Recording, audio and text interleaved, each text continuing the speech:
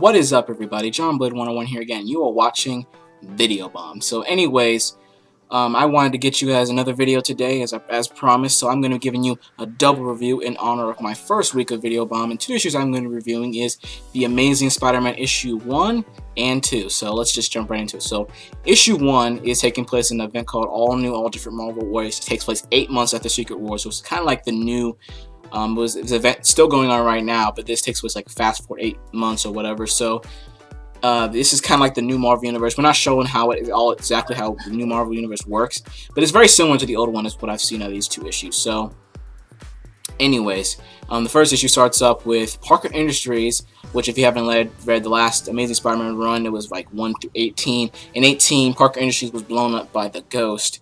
And Peter was like, can we fix this? I think we can, right? And then it just kind of ended there. But obviously things must have went well because Parker Industries is like the new thing. It's like replacing Apple. It's bigger than Stark Tech. Yeah, surprisingly, Spider-Man has made it. He has finally made it after all these years. He is now like a big scientist, creator of tech for everyone in the world to enjoy. So he has this little thing called Webware, like a watch, kind of not exactly like this, but it's like a Webware watch where it gives people affordable and almost free internet around the world, unlimited data, all that good stuff for people that may not have access to the internet. And I thought it was pretty cool how he created that. And so it jumps into a fight with Spider-Man and Mockingbird chasing after people of the Zodiac, which is a group I'm not very familiar with. Maybe this is a new group for this series here, but for right now, they just jumped into the group. Spider-Man and Mockingbird are in the new Spider-Mobile, which if you some hardcore Spider-Man fans may recognize. The Spider-Mobile is like a thing he got from, I think, him and Human Torch. Human Torch talked Spider-Man into doing some kind of like branding thing, and people made him some kind of Spider-Mobile that she didn't really need to use, but you know, hey, 60s, 70s Spider-Man fun, so who am I to complain? Anyways, they got the new Spider-Mobile here, which is actually kind of useful. He uses it for he's chasing after the guys, and the thing can morph and change into different shapes, kind of like not a Megazord, but you know, it can morph and it can like climb on walls and stuff like that. It can turn and you know ride across stuff like that. I thought that was pretty cool. The thing is all designed really well. It's very sleek, very nice looking. So Spider-Man, you know, takes care of the guys. He uses like these new webs he's got. And he's like he has like a wire it shoots out and like it comes across you and it's like, okay, what is this? And it's just, and then it starts electrocuting you.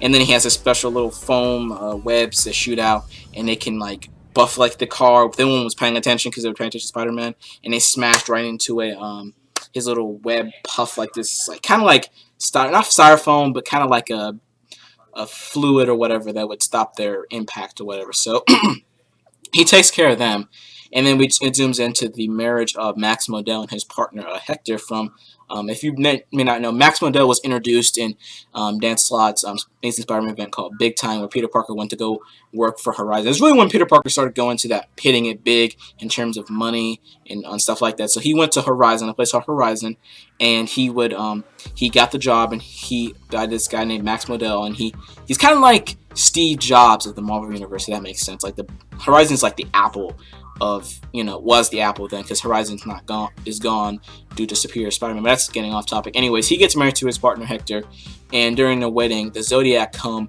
for Peter Parker, and they start messing everything up and start going through the party and stuff like that. But then we actually understand how Spider-Man is worldwide now, and it's because he's not in New York currently, or he is in New York right now, but he was in, I believe, Shanghai earlier in that issue. So I was like, how is he going to be Spider-Man everywhere else? That's kind of like a big question. But not only does he have Miles Morales, Silk, Spider-Man 2099, and a lot of them, like Spider-Woman and all that, he also has a guy, Hobie Brown, as you know, some of you may know as the Prowler, actually dressing up as Spider-Man and going across, not across the world, but taking care of things in New York and other places that Peter sends him or whatever. So that he jumps in and starts fighting dudes, but he does not have a spider sense, so he starts losing. And then Peter decides, hey, take my Webware watch, because that's what the Zodiac people want. He tosses it to him, and then they leave. And yeah, that's kind of where that's kind of the action starts to tone down. And then at the very end, we have a huge spoiler. Anna Maria Marconi, a character that was introduced in Superior Spider-Man, is walking down the hallway. And the Living Brain is a really old classic Spider-Man character that I forgot about, issue 8, I believe. He it's revealed that he is actually Doc Ock. Doc Ock supposedly died in the God, Superior Spider-Man issue number 30 when he gave up his he gave up the Mindscape for Peter to come back as Spider-Man. Now I'll get into Superior Spider-Man maybe in another video, but for right now, he is back. Doc Ock is back. Biggest surprise of that issue. So I want to get into some other details here for the actual issue itself. So I liked how Peter Parker was now taking more initiative, and he was actually running his own business, being assertive at times, like his partner, so Johnny Jeffrey, I think it's pronounced. He actually like kind of said, hey, I know you've been messing with my stuff, trying to turn my company into yours. That will not happen again. Do you understand me? I'm like, okay, all right, I'll take it. I like this Peter. I like how he's more assertive and he's more business-like, because I always wanted Peter Parker to make it. And not always, because I want his character to evolve to a new point. This is a pretty good evolution in my opinion. So everything is turning out really well for this issue. What else do I need to talk about? Well, actually, Peter Parker is not making a lot of money, to be honest. He has a really less profitable margin for himself.